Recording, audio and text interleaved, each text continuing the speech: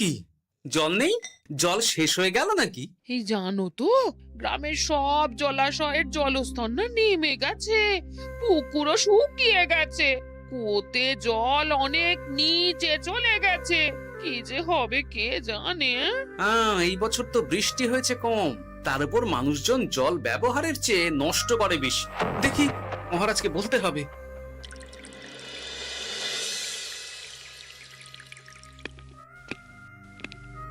এই তো গোপাল এসে গেছে। শুনেছো, রাজ্যে সকল জলাশয়ে শুধু শুনিনি, চাক্ষুষ দেখেছি, আর এর কারণ ও তার সমাধানও ভেবে এসেছি মহারাজ। তুমি কি বলতে চাইছো সেটা বলো না খোলসা করে। মহারাজ, আসন্ন দিনে জলাভাব মেটানোর একটাই উপায়, তা হলো প্রজাদের উপর কর চাপানো।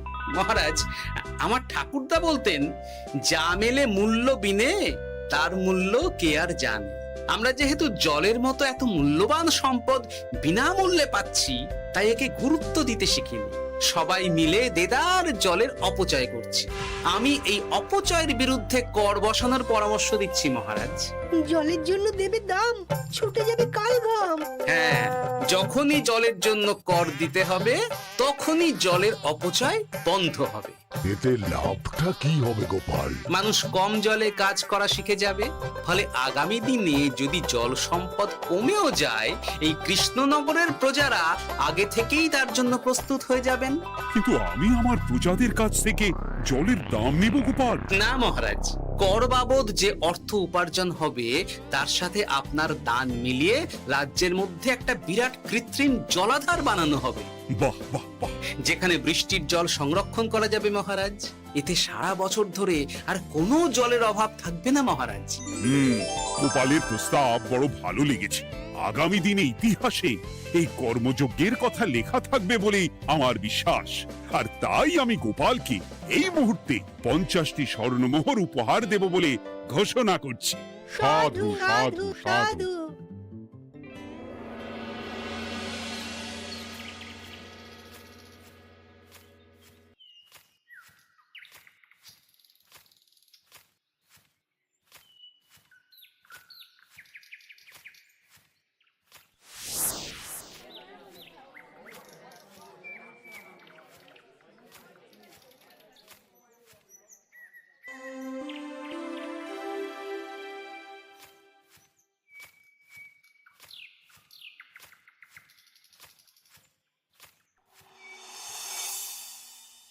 মানে আমার এই এতটুকু স্বাদ তুমি পূর্ণ করবে না?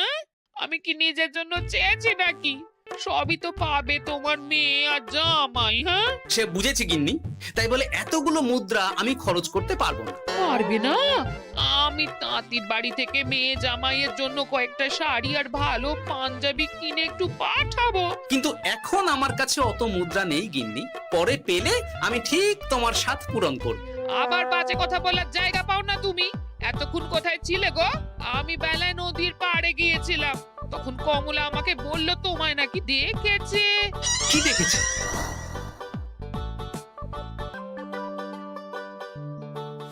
কোথায় গেল? এত বড় মুদ্রার থলে কি হাওয়াতে উবে গেল নাকি? এই রে, এ তো মহা ঝামেলা। কখন কি যে গিন্নিকে খবর দিচ্ছে সেটা টেরও পাইনি। বলি মুখে কুলু পাটলে যে বড়, বলি রাজা মশাইয়ের কাছ থেকে যে এত রোজগার করো, সেই মুদ্রা যায় কোথায়? আহ, কানের মাথা খেও না তো। আমি কি তোমার কোনো কিছুর অভাব রেখেছি? বলো একবার। খাওয়া পড়া কোনো কিছুর তো কোনো খামতি নেই তোমার। মানছি রাখোনি, কিন্তু তাই বলে আমিও তোমার স্ত্রী, তোমার গিন্নি গো, গিন্নি, তাই না? আমার তো জানার অধিকার আছে নাকি যে তোমার উপার্জনের অর্থ করি সব কোথায় যাচ্ছে? জানবে জানবে, সব জানবে। এখন কিছু খেতে দাও দেখি, পেটে ছুঁচোয় ডন বৈঠক মারছে।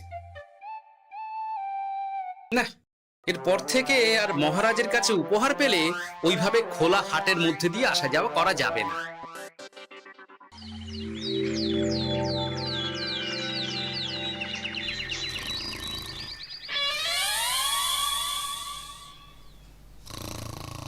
তোমার আর কোনো চিন্তা নেই গোপাল।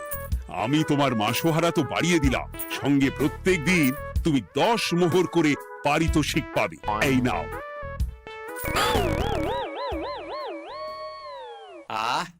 এই ভোরবেলায় একটা জব্বর স্বপ্ন দেখা গেল বটে। এই স্বপ্ন খুলে গেলে আর কোনো চিন্তা নেই। গিন্নি, ও গিন্নি, বলি গেলে কোথায়? গিন্নি, সাড়া নেই। ও গিন্নি, রাগ করলে নাকি গো? আরে এসো এসো, এমন একটা স্বপ্ন দেখেছি না যে তোমার আর কোনো চিন্তা থাকবে না গিন্নি। মোহর আর মুদ্রা একেবারে ঝরে পড়বে গো।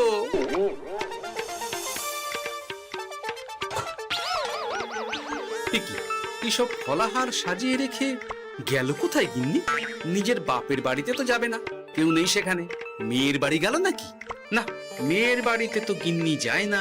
তাহলে না না, খালি পেটে এত ভাবতে পারছি না। আগে মুখ হাত ধুয়ে এসে কিছু খেয়ে নি, তারপর দেখি গিন্নি কোথায় গেল।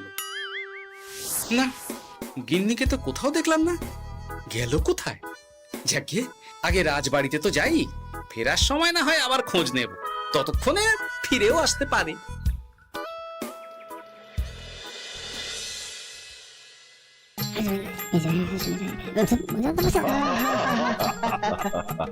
বাহ বাহ বাহ, একেই বোধহয় বলে সঙ্গগুণ। অনেকদিন এত হাসি নিয়ে। যা বলেছেন মহারাজ। হাসির চোটে পেটে ধরছে খিল।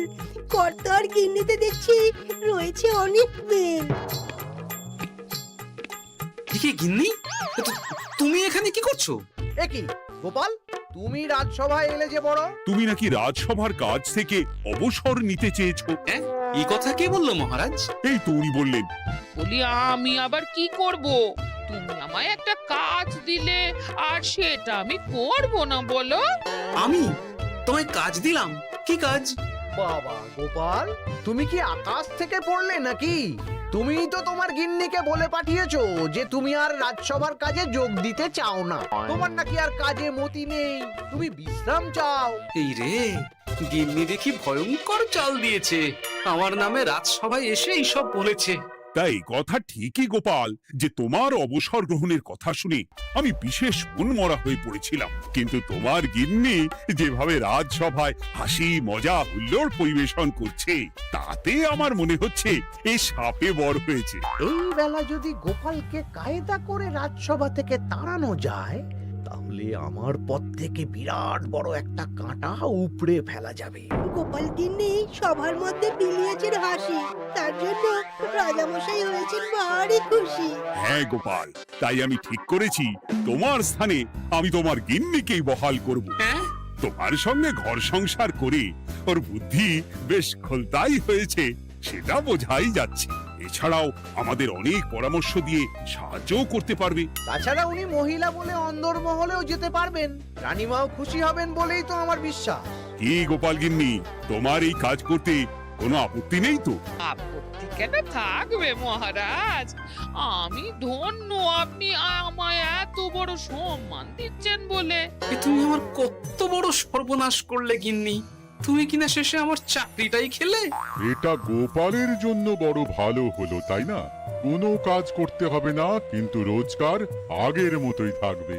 অবসর আর উপার্জন একসাথে। না হে গোপাল, তুমি আর এখানে কাঁচুমাচু মুখে দাঁড়িয়ে না থেকে নিজের বিশ্রামে ব্যাঘাত ঘটিও না। আমাকে সবার কাজ শুরু করতে দাও। যথা আজ্ঞা মহারাজ।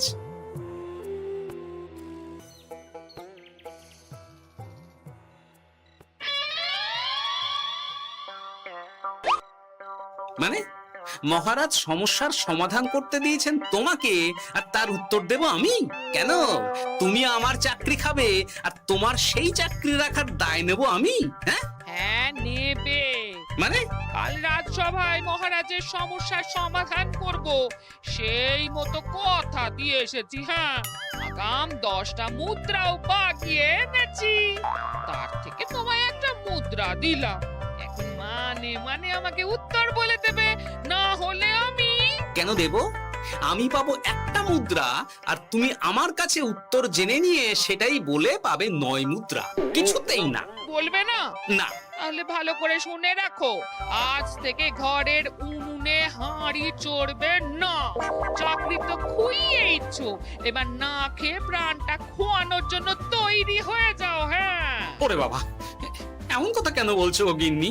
তুমি তো জানো যে খিদে একদম সহ্য করতে পারি না। এখন যদি তুমি এইসব বলো, তাহলে আমার রক্ষে নেই গো।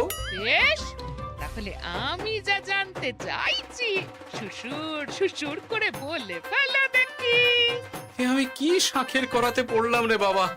ঠাকুর, এত দুর্ভোগ লেখা ছিল, ঘরে বাইরে সব জায়গায় এত হেনস্থা যে সহ্য করা যায় না ঠাকুর।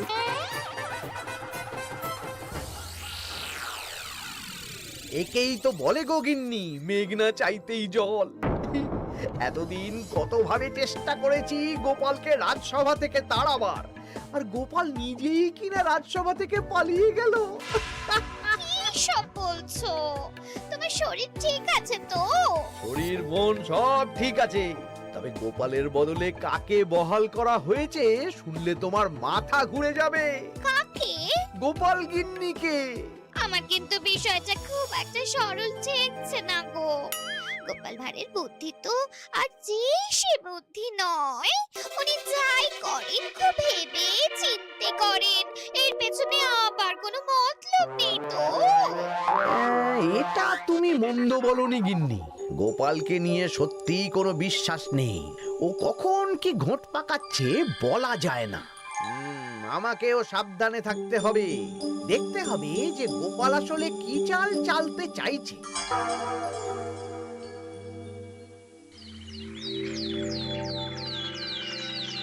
হ্যাঁ গোপাল গিন্নি, এই একটাই প্রশ্ন আমায় সারা রাত ধরে জাগিয়ে রেখেছে। মানুষ মরে ভূত হয়, ভূত কি মরে? তাহলে ভূত মরলে কি হয়? ইয়ে মানে মহারাজ, এই প্রশ্নের উত্তর আমার আজকে দিতে ইচ্ছে করছে না। হ্যাঁ, আমি না হয় আপনাকে আগামীকাল এই প্রশ্নের উত্তর দেব, ঠিক আছে? হ্যাঁ, গাছ থেকে পড়ে গেলে জাপটে ধরে ডালকে। আজকের প্রশ্নের উত্তর উনি দেবেন কালকে। না হে গোপাল গিন্নি, তা হয় না। এই প্রশ্ন আমাকে সারা রাত বিচলিত করেছে। আবার যদি আজকেও এই প্রশ্নের উত্তর না পাই, তাহলে তো আবার একটা নিদ্রাহীন রাত আমাকে কাটাতে হবে। ইয়ে মানে আমি বলছিলাম কি মহারাজ, গোপাল গিন্নি তো সদ্য এই কাজে বহাল হয়েছে, তাই তাকে তো একটু সময় দেওয়া দরকার নাকি? কিন্তু প্রশ্নের উত্তর না পেলে যদি মহারাজের শরীর খারাপ হয়, তার দায় কে নেবে মন্ত্রী মশাই?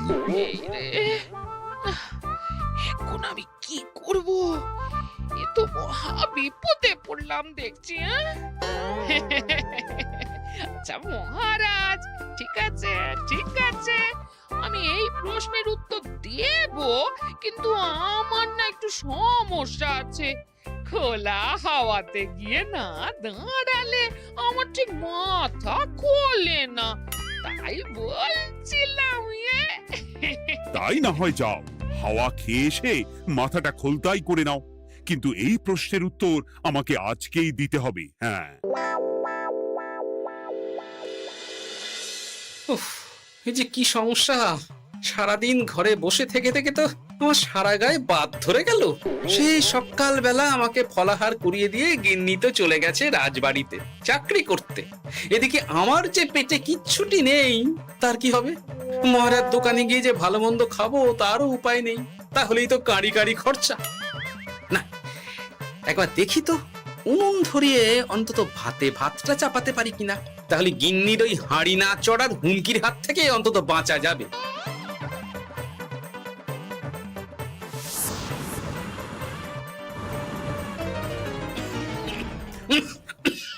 ও বাবা গো, ও বাবা, এত কেসে কেসে সোজা শেষ যাত্রা হয়ে যাবে আমার।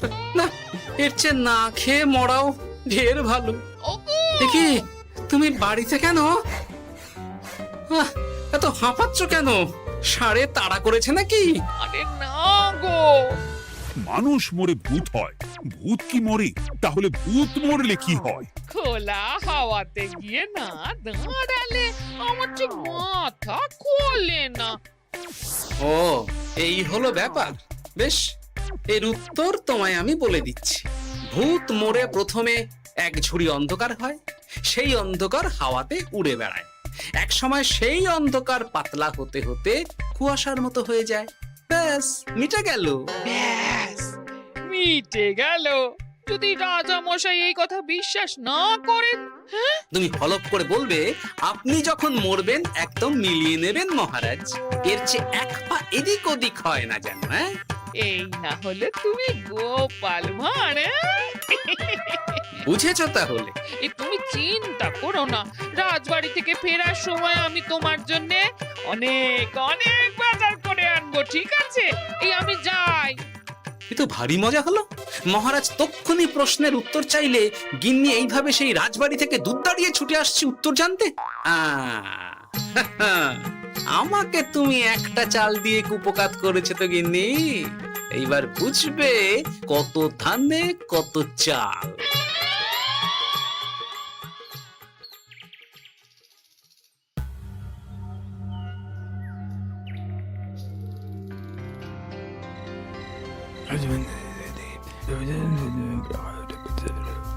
বুঝেছিস তো তোর কাজটা? খুব বুঝেছি গোপাল দাদা। নেই, এবার লেগে পড় দেখি।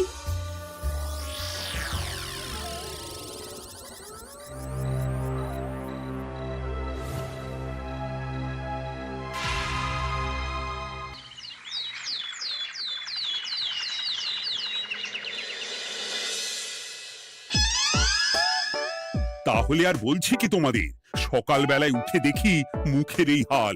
এই কাণ্ড কি করে হলো মহারাজ? আহ, তার আমি কি জানি। আমি সকালে উঠে আয়নায় নিজেকে এই অবস্থায় দেখে খুব চিন্তায় রয়েছি।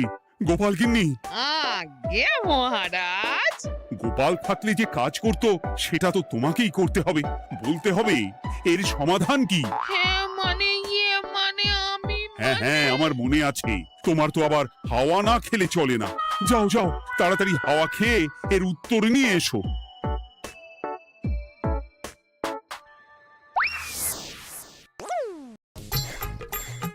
এই জন্য তুমি এত দূর ছুটে এলে গিন্নি? মহারাজকে বলবে যে তিনি যেন আজ রাতে চাদরটা মুখে ভালো করে মুড়িয়ে ঘুমোন, তাহলেই মিটে যাবে। এই রং চলে যাবে আর নতুন করে কিছু হবেও না। ও মা, বলি এত সোজা সমাধান? হ্যাঁ? তা নয় তো কি?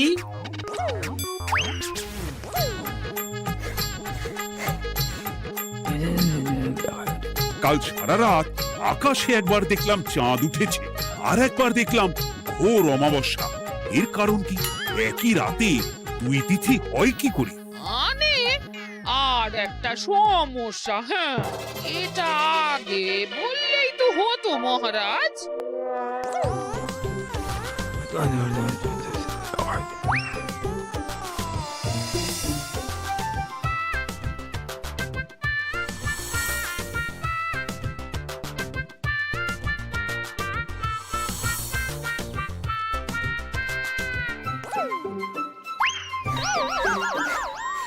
এ কি, তুমি হাওয়া খেতে গিয়ে এইভাবে খাবি খাচ্ছ কেন গোপাল গিন্নি? এর কারণ আমি জানি মহারাজ। সে কি কাণ্ড! তুমি কি করে জানলে? গোপাল গিন্নি মোটেও হাওয়া খেতে যায়নি মহারাজ, সে গেছিল নিজের বাড়িতে গোপালের কাছে আপনার বলা প্রশ্নের উত্তর জেনে আসতে। মানে গোপাল গিন্নি তার মানে আমাকে ঠকিয়েছে? তা জানি না মহারাজ, তবে আমার মনে হয় এর পেছনে গোপালের কোনো গভীর ষড়যন্ত্র আছে, না হলে সে এমনটা করবে কেন? আর এক রাতেই আপনার সাথে এতগুলো অদ্ভুত ঘটনা পর পর ঘটবে কেন? বটে, এক্ষুনি গোপালকে ডেকে আনো।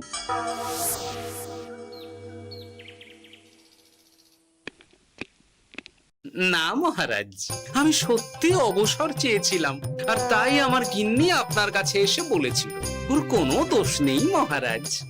না মহারাজ, আমি মিথ্যে কথা বলেছি। হ্যাঁ, উনি আপনার কাছ থেকে পাওয়া সোনার মোহর নিয়ে বাড়ি যান না, তাই আমি ওকে শায়েস্তা করতে এই ফন্দি করেছিলাম।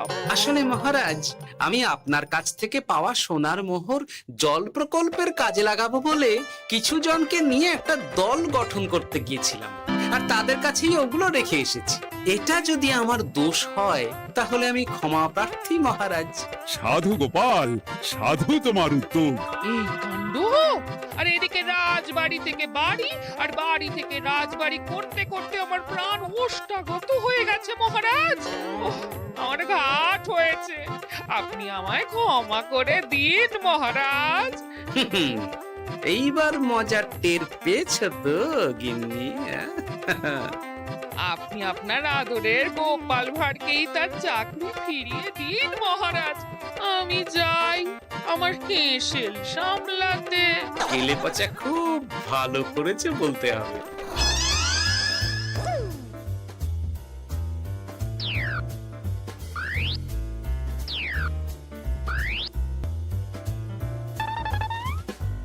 তবে মহারাজ, অমাবস্যা পূর্ণিমা সব আমার বুদ্ধিতেই কেলেপচা করেছিল। আপনার ওই মুখের রং, ওটি একটি বিশেষ রং যার আয়ু একদিন, তাই ওটা এমনিই মিলিয়ে গেছে। হ্যাঁ, সেই বরং ভালো। তুমি তোমার গিন্নিকে নিস্তার দাও গোপাল। তাছাড়া আমিও আমার গোপালকে ছেড়ে আর থাকতে পারছি না। যথা আজ্ঞা মহারাজ। আমারও যে আর এই অবসর ভালো লাগছে না মহারাজ। গোপাল ছাড়া রাজসভা যে লাগে ফাঁকা ফাঁকা, তাই তো আবার চাকরিতে তাকে বহাল রাখা।